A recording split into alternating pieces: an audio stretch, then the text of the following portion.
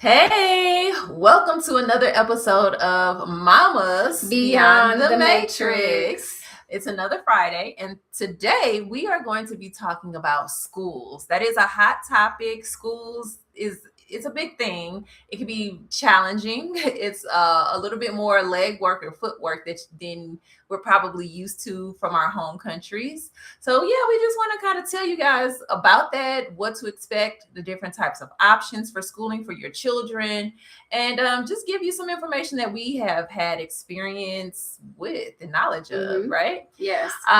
So, let's just go ahead and jump into it. My name is Kelly, for those of you who may be new, and this is. I'm Jay. Yes, and we are mothers who have relocated with our families from the United States to Medellín, Colombia. Jay spent 3 years in Mexico before coming to Medellín. Mm-hmm. And I came straight from the States to Medellín after doing a scouting trip and feeling like this was a good place for us to land. Okay. Mm-hmm. All right. So we have both had experiences putting our children in schools, but different types of schools. Yes. Jay's children are still in preschool, correct? Very young. I have toddlers, and they are in the toddler stage. I have a 3-year-old. I have a 2-year-old, soon to be 4 and 3. And so we have them in what we consider here the La Jardín, which is the daycare or Montessori school here. And so it's a little different perspective with getting children to the littler children into the schools as opposed to your traditional grade schools. And so with that, we can get right on in and get into what does that look like. So when you get to a city like Medellin here, you want to map out your area, and we have some other videos for that, and get your footing and kind of find out what area you want to be in. With that, you also want to then look for schools. And so what a lot of people do is, if you know people who are already in the city, you can call around and find out, hey, where are some schools that are around your neighborhood? Or you just walk around and you find something that works for you. And we actually have been very privileged, my family, to find 2 schools. We loved the first school that we had our children in. We ended up moving not far, about 10 to 12 minutes away from where the other school is, to another area. But now we have our children in another school, which is about 3 minutes away from where we live. And so with that, enrolling them in school, you have to be mindful when you are communicating a lot with these professionals who work in these daycares, who work in these schools. Their primary language is Spanish. Yes. So it's going to take a lot more out of you as an expat living in a city like this, communicating your business affairs. And one of them is getting your children into school. So just be patient and be mindful. They are very welcoming, and they're happy to work with you, but it may require you using your translation device of a Google Translate or whatever translator you have, or having somebody to come with you to help you understand if Spanish is not your native language and you don't know Spanish that well, because a lot of what you're going to be talking about is it's expounded on the basic Spanish language. So with that, and understanding you'll need to be speaking mostly in Spanish or writing mostly in Spanish, you want to see if this is a good fit for you. You want to see if the area, the location is a good fit for you. You want to see if the teacher and the student ratio is a good fit for you. You want to see if the meal plan is a good fit for you. If the cost is going to be a good fit for you with getting your children into schools. And so with that, one of the things that we've experienced in both of the schools that we had our children in for daycare was that there is an annual fee. And that annual fee is like a registration fee to just get them into the school. And that's usually, for us, it was around $50 to $65 per child. We have 2. So everything is going to be double for us. Not only that, you have your cost of tuition, and then you also have your uniforms and your materials, because that may not be included in the cost of what it takes for you to get your children into school. So I'll start with the uniforms. The uniforms, they're so cute, y'all. Mm-hmm. They so cute. They have them decked out with their collar polos and their, I wish I had a uniform to show you, but they're kind of like windbreaker like pants, and that's normal here in because the weather here is very spring like year round. So it's pretty much light clothing, but they also come with a jacket. And so you have two sets of uniforms that the school would typically provide to you. They'll do the measuring of the uniforms and so on and so forth. And with that, we'll go into materials. So the materials outside of tuition, the materials you will also need to pay for separately. So any books, any projects, anything that you're working on with your students in terms of the academic side is going to be separate from the tuition. I think our books cost us about no, that's not right. I want to say our books cost us around $30 each book for the year for our children, as well as the uniforms were about $65, and that was for two sets, and that included a polo shirt, a regular t-shirt, a pair of shorts, a pair of pants, and a nice size quality jacket to go with the children. So, excuse me, it wasn't 65, it was 85. It was 85 for two sets of uniforms per child. So that's four uniforms sets that we have, and it was 85 each for each child. The tuition. The tuition cost for our children, I have to pull out my converter for the tuition conversion. So give me just a second while I do that, because our tuition is like 1.2 mil pesos a child. Per child, okay. Per child each month. And I want to do the conversion to give you the right amount on that and not just gauge it. And while she's doing that, keep in mind that she's referring to a private preschool, which is meaning she's paying for it. Yes. However, they do have some free programs for preschool, and you may want to get into that after you finish. Absolutely. And I'm sorry, that was not per child. That was for both of our kids. Okay. So that's about $320 a month for both of our children, and the schedule. So you also want to understand the schedule. And yes, I did say $320 for both of our children, and they go to school from 8 a.m. to 4 p.m. The typical day, you can do a half a day schedule or you can do a full day schedule with the daycares, from what I found. And so the half a day would be anywhere from 7 in the morning to 12 o'clock, or 8 in the morning to 12 o'clock in the afternoon. Or you can do the full day, which is anywhere from 8 to 6. I choose to pick my girls up at 4 o'clock, so they're there from 8 to 4, and that's the cost that we pay for our children to be in school from 8 to 4. It includes their meals. We do breakfast at home.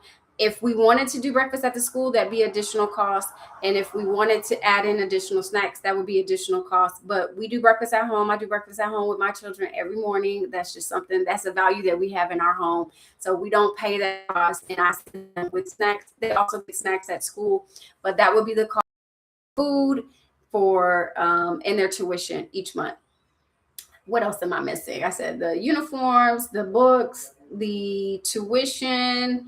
And one of the things here is that is really important is understanding the school schedule. So there's a schedule A and there's a schedule B, and I'll let you tap into that a little bit. Okay. So the schedule A is basically the traditional Colombian schedule for their schools. Mm-hmm. That goes from January, and then the kids don't get out until November. They do have a couple breaks in between. So for example, my kids are now on the A schedule. So they have a break this month, which is June. Well, no, sorry. They'll have a break in May. So part of May until, no, that's not right. They're going to have a break in June. I was right the first time. Yes. So they'll have a break in June for maybe 2 to 3 weeks.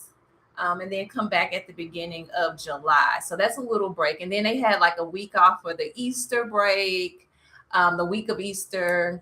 And so they have a few breaks in between there, but they do go from January, and then they end the school year in November. The B schedule, which is our traditional U.S. schedule, yep, where they go from maybe like August until June, or May or June, something like that, depending on the schools. Mm-hmm. So there are two different schedules. You have to think about what is going to work best for you and your family. Now, with that schedule, they go till June. They have a break, like a traditional summer break, like we're used to in the United States, and then they pick back up in, is it August? Yes, August. in August. Yeah. So just before I go into my experience, because I have older children, talk about the daycares, the program that you refer to where they have a free program, because everybody may not be able to pay for daycare. Yes. But talk about that, and then how do people qualify? Is it something for anybody, or is it just for people who are Colombian? Can you give some information? Yes, I can give some information on that. So also, one of the cool things about this city is they do provide free childcare if you choose to go that route. The way that the way that our schools are set up here is you're usually enrolling your children, because it's a Schedule A for the daycares. You're usually enrolling them toward the end of the year. So December and January timeframe is the time to enroll your children into a traditional daycare.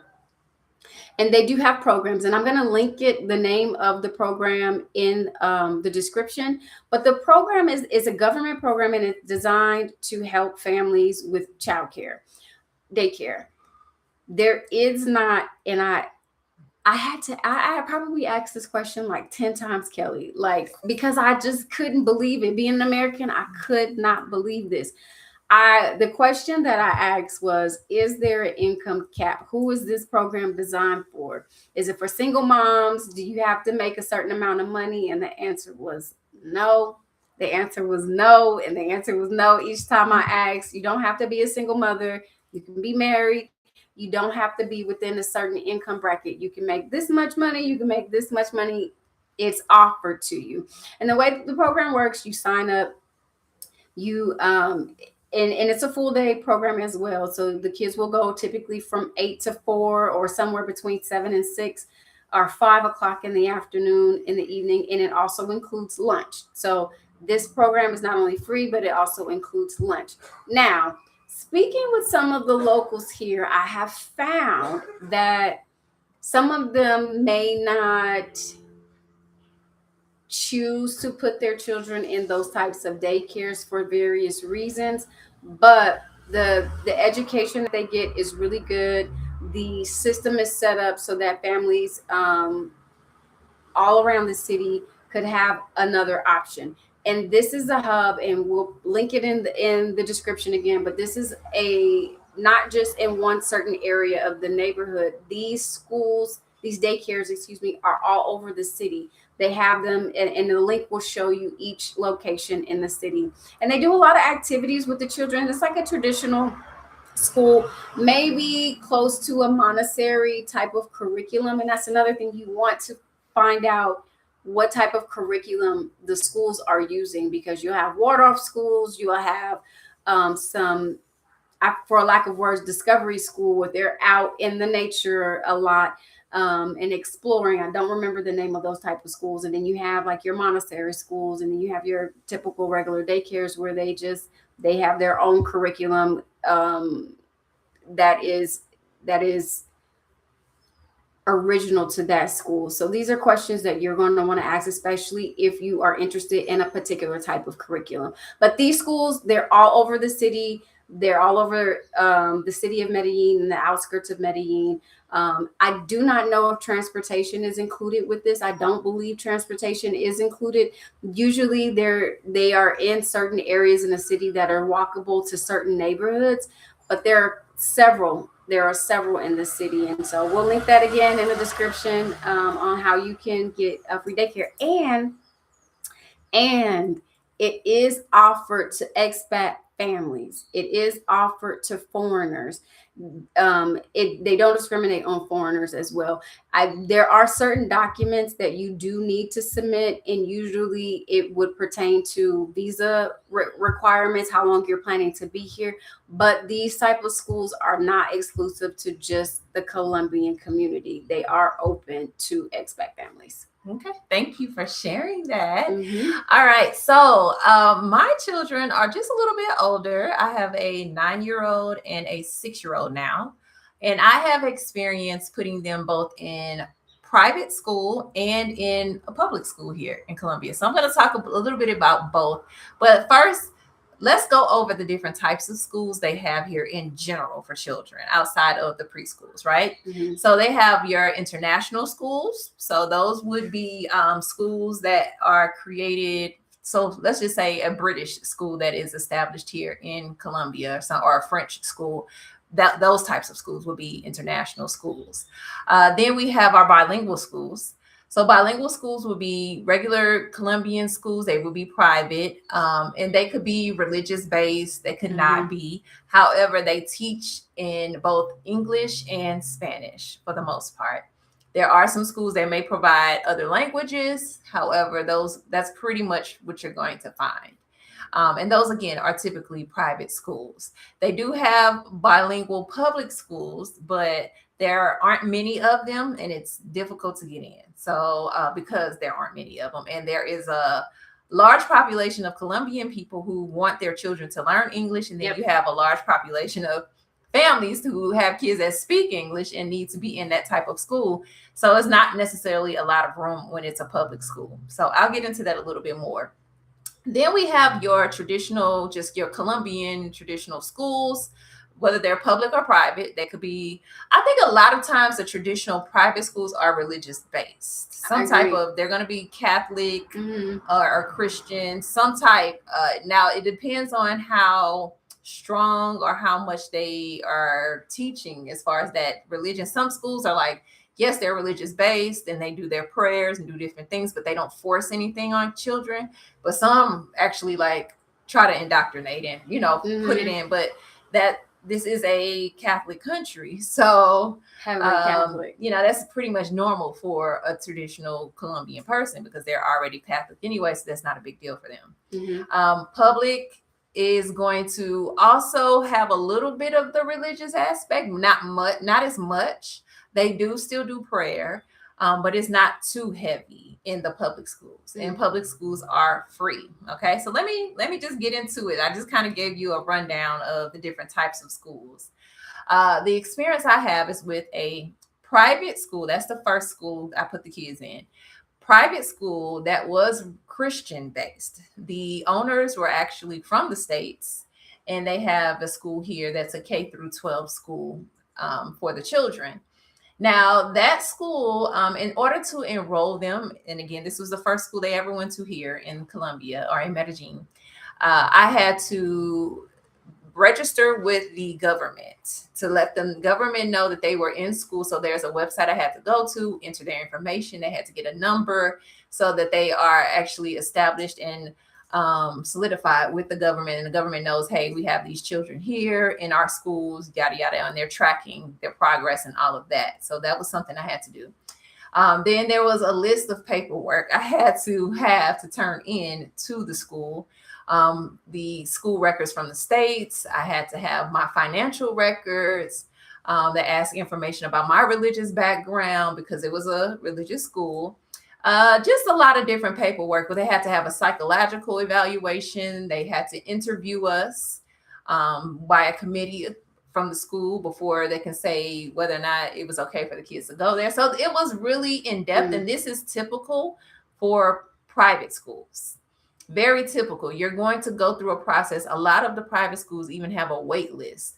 So you will see or hear people, the Colombian people say, hey, if they want their children in a certain school, they have to try to get in when that child is a baby to get on the wait list in order for them to be able to even go to that school when it's time for them to go to school.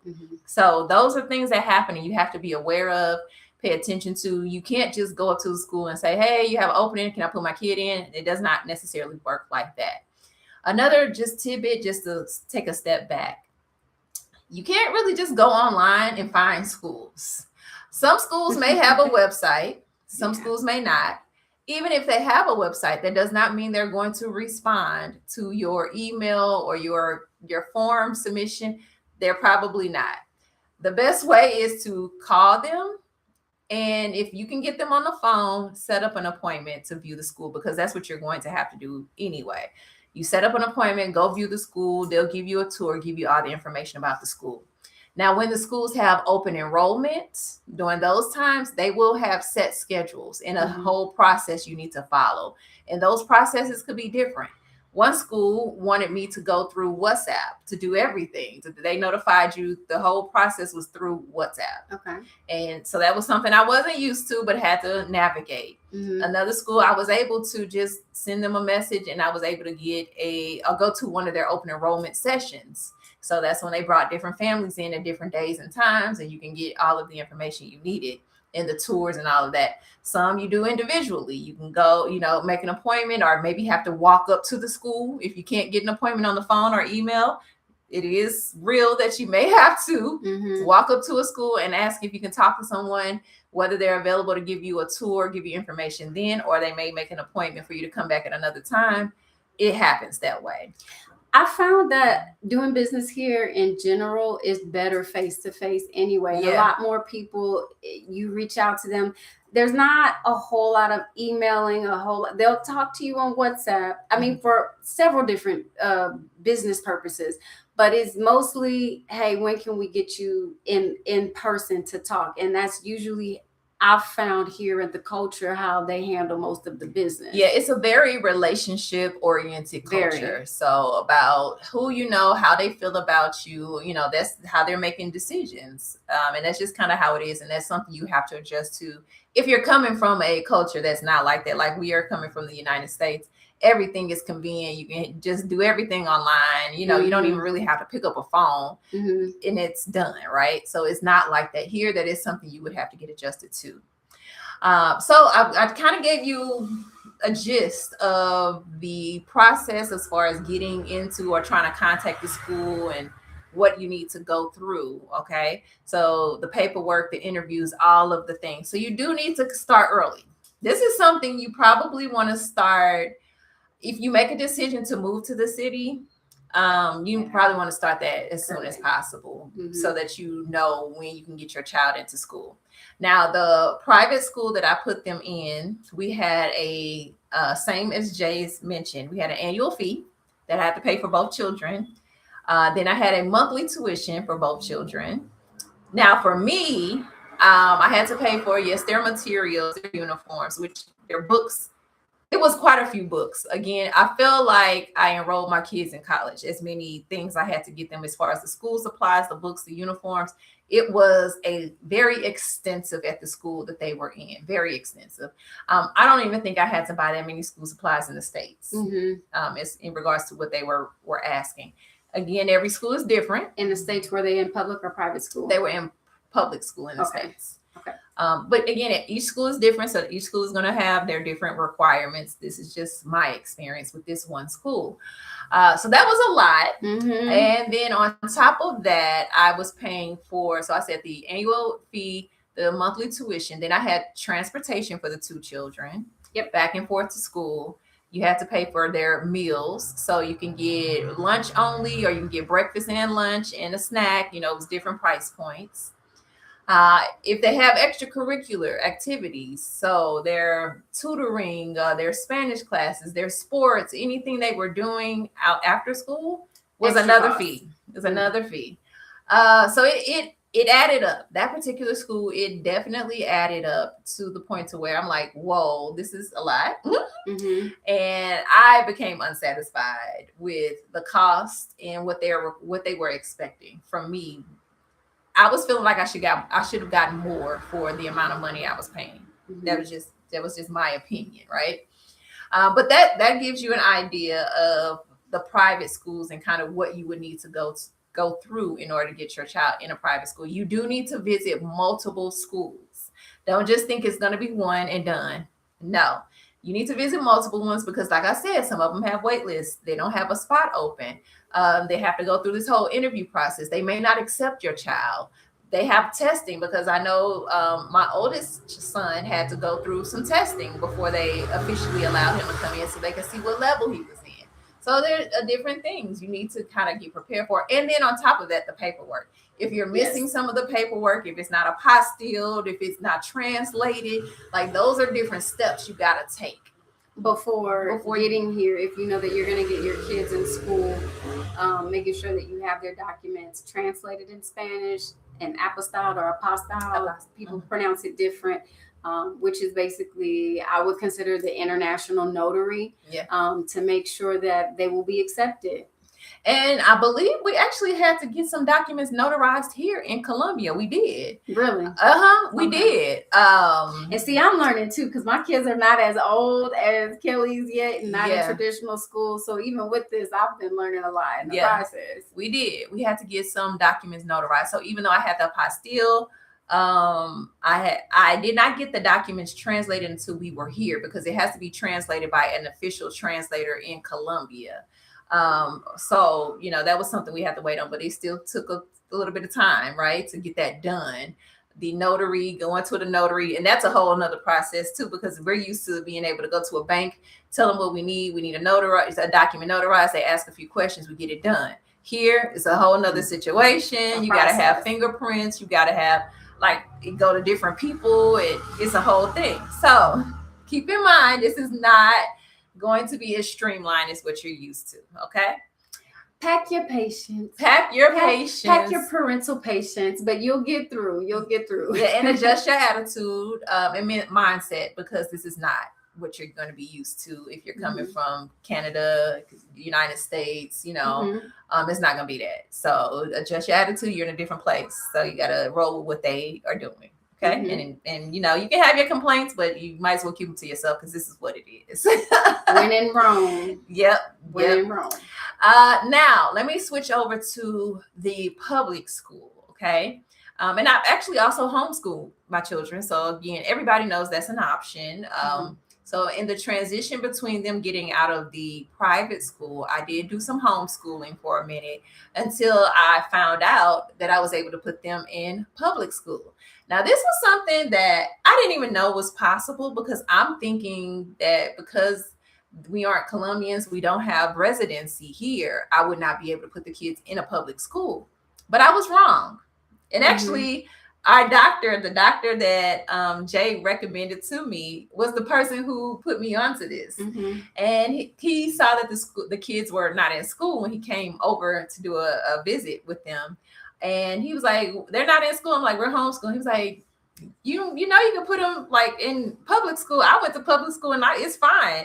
And everything I had heard from like people was like, public school is not good, but the Colombian people don't even want to put their kids in there. Like, so I'm thinking in my mind that, for one, we can't even do it. For two, it's a bad place for them to go. It's like, that's not the best option. But I was wrong. Do your research. When you do your research, you find out so many things. I was wrong. So what we ended up doing, and I had my nanny help me now, because I'm not a Spanish speaker, and as Jay said, you need to communicate everything in Spanish. Even at the private school, that I went to, there was a translator there, so it wasn't like I was doing it all on my own. So this time I had my nanny help me. And she found the website for the Department of Education for Colombia, the Ministry of Education, I think is what they call it. And she was able to email one of the directors to say, hey, do you have any openings in, La Reles and yada, yada, yada. And we actually got a response back, which I was like, oh, we got a response back like within 2 days. Because, again, things don't move as fast as we're used to. And they were actually like, yeah, come on in and, we'll get you registered. Now I'm thinking, okay, we're going to go talk and we're going to go see the school, yada, yada, yada. No. So we went, met with the coordinator. So she was like, okay, this is the paperwork you need. Now I had already taken the paperwork I had. So one thing about the schools, and this is probably the same for the States, you have all this paperwork you got to give to the school. Well, when they are disenrolled, they give all that paperwork back to you. Plus, they have to give you a document to say that you paid the school off. It's okay for you to go to another school, because if you owe money to another school, and they won't give you the records, they won't give you anything for you to be able to enroll your child in another school. So just FYI.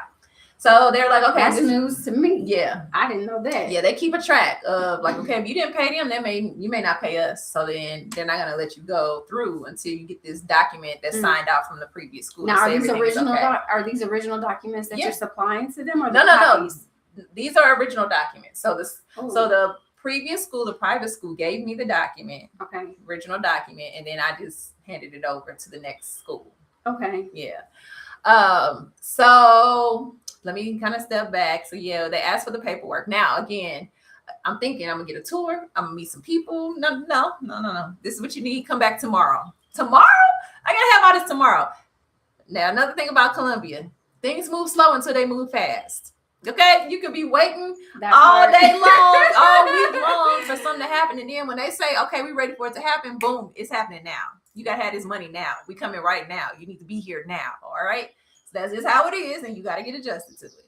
So I'm like, well, tomorrow I gotta get all this stuff together by tomorrow, and I gotta okay. Let me just do it. Let me do it, right? Mm-hmm. So I went back the next day again, still thinking I'm gonna get a tour. I'm thinking I'm even at the school that they're gonna be going to, and I was not. I was at the main location. Yes, I was at the main location, and so I'm like, okay, you know, where's their classroom? Can we look at the school? And they're like, oh, they're not going to school here. This is the main location. They're going to be going to school there, you know, at this location. So I wasn't even able to tour the school, meet the teacher, none of that, because school was already in session. Mm-hmm. So, you know, it wasn't the same experience that I may have had. And I don't even know if I would have had it if school wasn't in session and I enrolled them. I'm not sure. But needless to say, I turned in the paperwork. Still thinking, okay, they can probably start next week or so because this is the middle of the week. No, they can start tomorrow. What? Tomorrow? So I got to get uniforms. I got to get school supplies. Like I don't even know what the school supplies are. Hold on. Mm-hmm. Again, it happens slow until it happens fast, right? Mm-hmm. So hurry up. Got to go get all this stuff. It's convenient, however, because the uniform place, there are plenty of uniform places, but the place that they get the uniforms from for this particular school is like right around the corner. So we were able to walk around the corner, get the school supplies.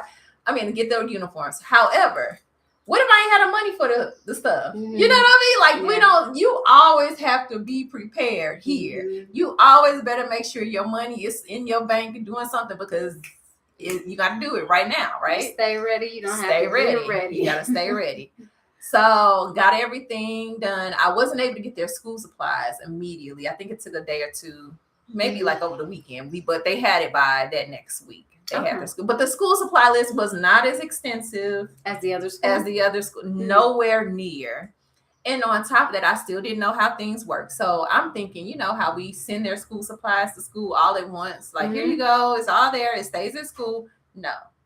They want you to keep the school supplies at your home and only seeing what they need for that particular day or week. Oh, okay. So I had to learn, like for my youngest son. Now, this is not necessarily for my oldest. My youngest son is in kindergarten. My oldest is in 3rd grade. So for my youngest, they sent everything back and was like, okay, on a weekly basis, they'll send a document to say, this is what we're doing this week and this is what the kids need. So it'll say what their homework is, whatever they need to bring in, whatever supplies. Like it'll tell you what day to bring that on because they don't have enough room. And I had to learn this again. They don't have enough room to leave stuff at the school. So and keep it safe. It safe. So this is how it goes for the public school that my kids are in. They go half a day. So my youngest, the younger kids go in the daytime. So from 7 in the morning. Okay. Because this is very important. This next piece, what you were about to say, because it impacts your life and your lifestyle. It does. I'll say that again. So there's a schedule. The younger kids go in the morning. The older kids go in the afternoon. And this is the primary school. So this is K through 5. Okay. So my youngest is in kindergarten. He goes from 7 in the morning until 12 o'clock in the afternoon, basically. My oldest goes from like 12:15 to 5:15. Okay. Mm-hmm. 2 split schedules. So that means somebody's here at all times. I got to make sure somebody can get them on to the school bus or their transportation, get them off because they will not let them off unless an adult is there. Mm-hmm. So, you know, it's some logistics. However, that's how it works. The school is free. I do have to pay for transportation. And as far as food is concerned, my youngest gets a snack. We have to fill out a form. He gets a free snack. My oldest, it seemed like it was hit or miss. I don't know if I didn't get the form or if there was something I was supposed to do, but because we started in the middle of the school year, so maybe there's something I missed. But some days he would get a snack, sometimes he wouldn't. So we would just put a snack in his bag just in case, he didn't happen to get a snack on that day. They don't get breakfast or lunch, so they eat breakfast, or my youngest eats breakfast at home, gets on transportation, goes to school, eats lunch at home.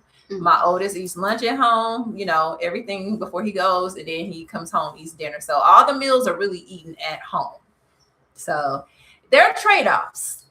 You pay less, because the only thing I'm paying for now is basically a uniform, a few school supplies. I didn't even have to buy books. And then transportation is really the monthly expense that I have for the public school.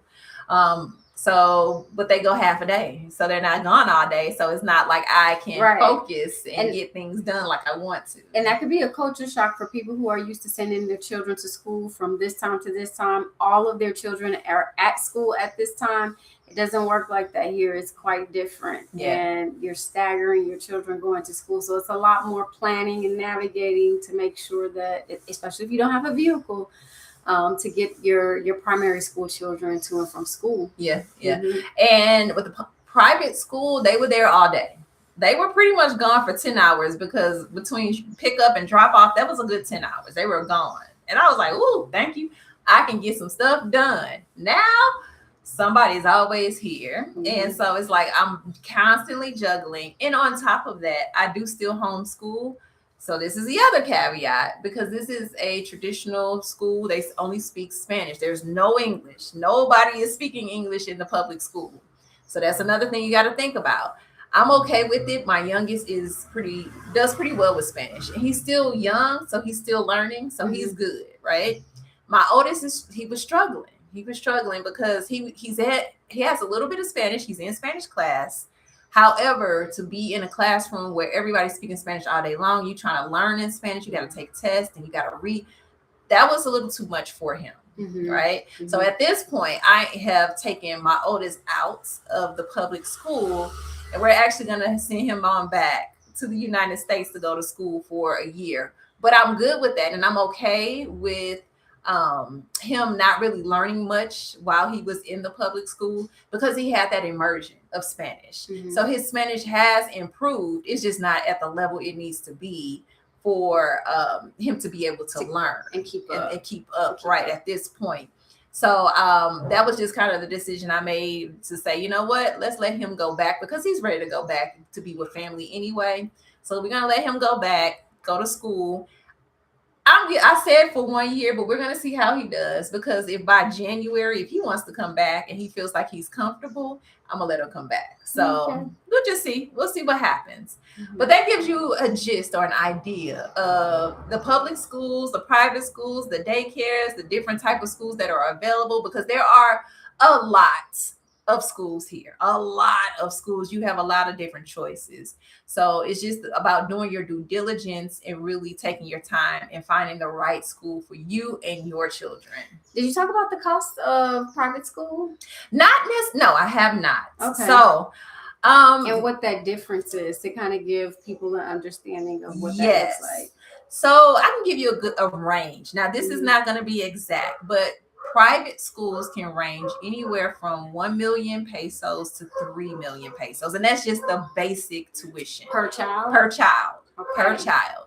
Basic tuition, that's not including your annual fee, your transportation, extra pay, like all the other things. Those are extra costs that you got to think about that I wasn't even aware of when I first put them into the private school, because I'm used to the States. I'm used to how they operate. So when they start hitting me with all these different fees, I'm like, oh, wait a minute, this is adding up. I thought I could do this relatively easily, but it added up to be more than my rent for the 2 kids. Let me just say that. And that was 1 million to 3 million. And with the current conversion rate right now of the US dollar, that's per child, right? Per child. So per child, that would be anywhere from $270 to $800. Yeah. Per child. So depending on that gap between the 1 mil pesos to 3 mil pesos. Yes. So yes, it could be costly depending on what kind of school. And then that was just the tuition. That was just the tuition. That is definitely something I was not expecting. That was a shock. Yeah, that was a big shock for me. And that is something I had to navigate. I think I'm okay now with the public school, and I'm actually comfortable with the homeschooling. So I still do both because they still need to command math and reading in English. Like that's important. So I do still homeschool a little bit when they come home. But yeah, I was not expecting that. So that's something you have to keep in mind. And if you have multiple kids, I have two, multiple kids, that's per child each fee. So you have to be ready to put that in your budget if you're deciding to put them in school.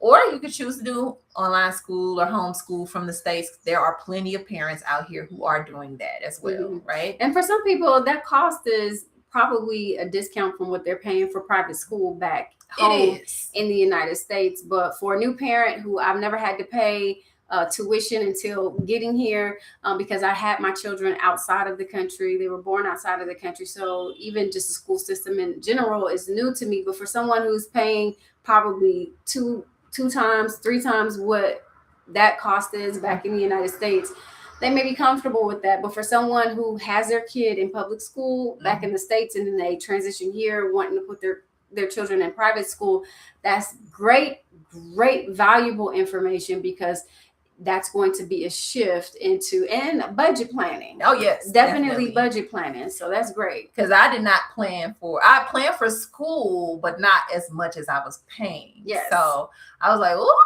hold on, we got to make some changes. Right. Because people hear about the cost of living here and how reasonable it is, and the cost of living is, but some people don't factor in the families. We're talking about families here. The additional cost, depending on the type and the level of education you want your children to have, that's additional cost people may not even factor into their moving abroad. Exactly.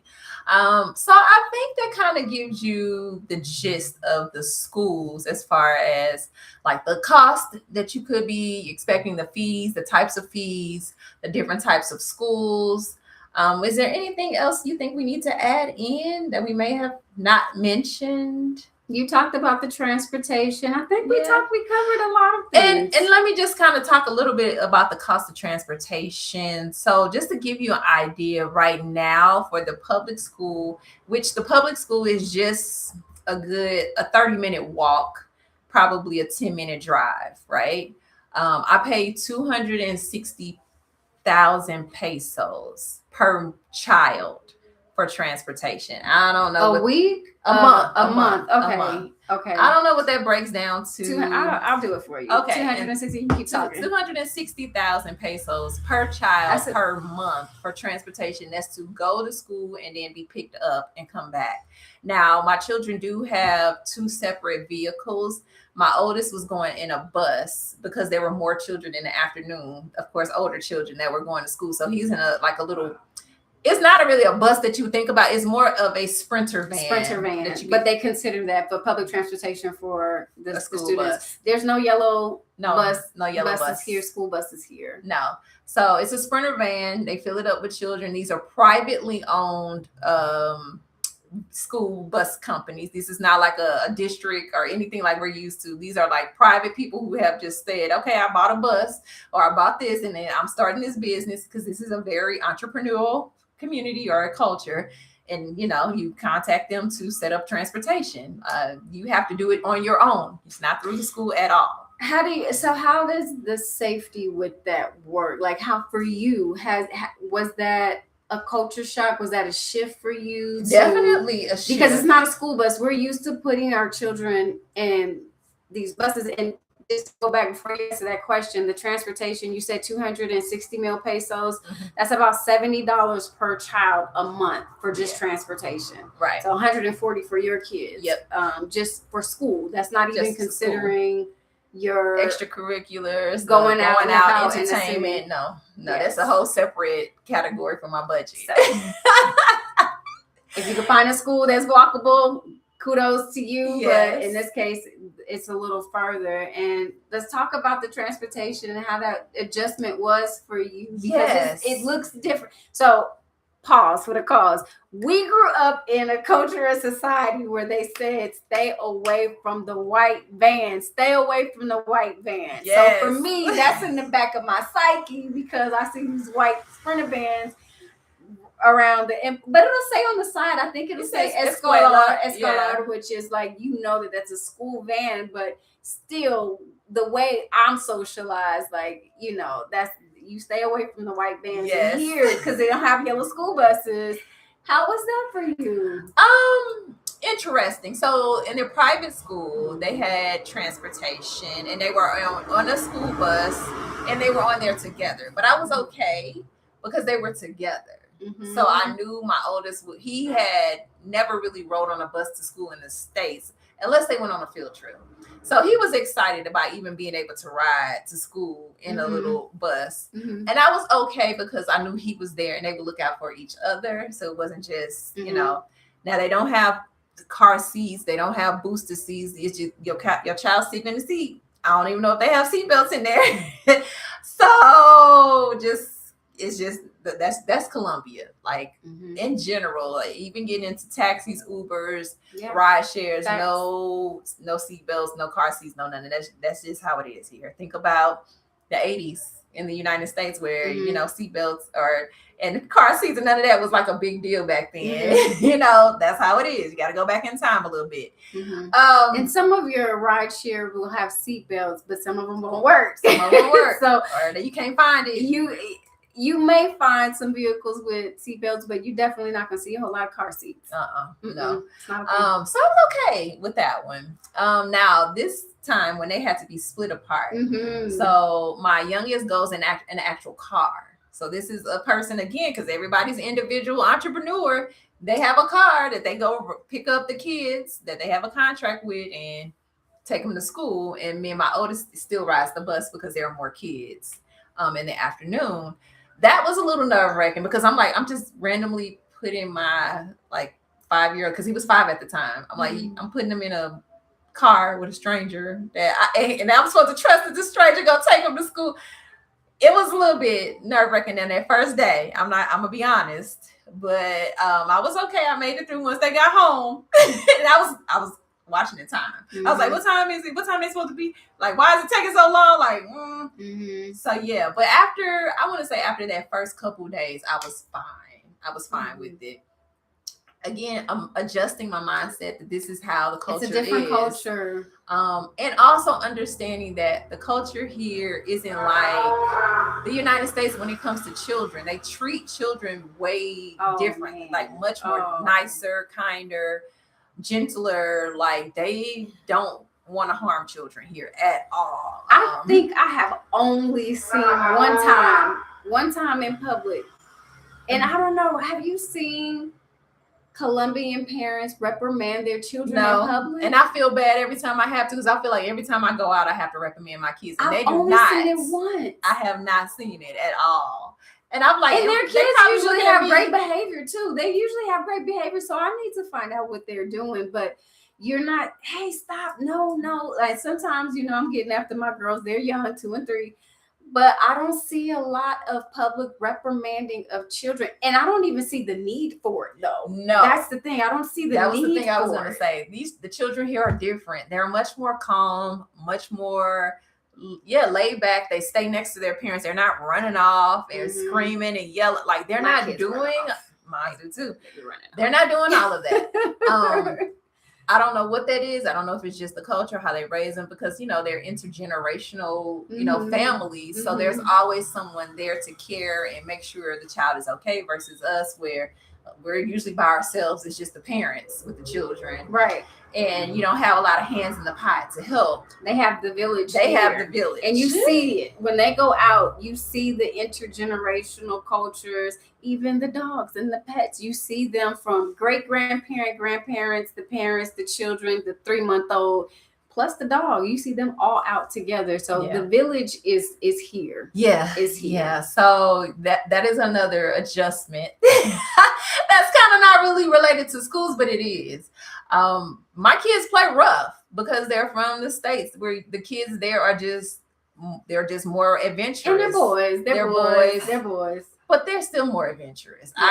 my boys will go to the playground, they climbing on top of the slides and doing it. Like none of the other kids are doing this stuff. It's just mine. And I'm like, oh my gosh, okay, here we go. Get down, stop. Or, they're playing tag, but they tagging too hard. I mean, it's just, they're just more active, more, and rough physical, and physical. They're very much more physical than I've seen the kids here. I've seen the kids here play, but yeah, it's not to the level of the way that our kids play. So I definitely have to watch them. I have to remind them that, they have to be softer, gentler, stop screaming so much, all of the things. But they do still let the kids be kids. It's just the kids are different here. So another thing. So when it comes to school, that I can say, kind of just relating it, some challenges that the kids have had. Both of them have expressed that, the kids will hit them like this, because they speak this Spanish speaking kids, of course. They might do something to them, hit them, push them, kick them, or whatever. And then when it comes to my kids retaliating or hitting back or doing whatever, my kids get in trouble because they're not seeing the other kids, because of course they're the only expats, only foreign kids in the school. So they're going to get more attention. That's one thing. The other thing is, they don't speak fluent Spanish. So the Spanish speaking kids can go say whatever they need to say to the teacher, but mine can't necessarily always say that. My youngest can articulate and advocate for themselves to the same degree. To the same extent. My youngest can do more. However, it's still only to a certain extent. Gotcha. My oldest really wasn't. So that we were having some issues with that. So that's something that you might want to be mindful of as well. If you can get your kids in Spanish sooner versus later, that would be great. However, Spanish lessons and classes from afar are only going to do so much. They have to be immersed in the culture to really learn the lingo, the slang, how, they may say something in Spanish in Mexico, but it may be different in Colombia. You know what I mean? So you do have to give them grace when they get here, and understand if you do put them in a primarily Spanish speaking school, that there's going to be an adjustment period. And I'm going to tell you, maybe that adjustment period may need to be 6 months to a year for them to really be around Spanish speakers on a daily basis consistently, for them to pick it up, understand it, hear it, and can reply back and all of the things. So that's really good. Really good.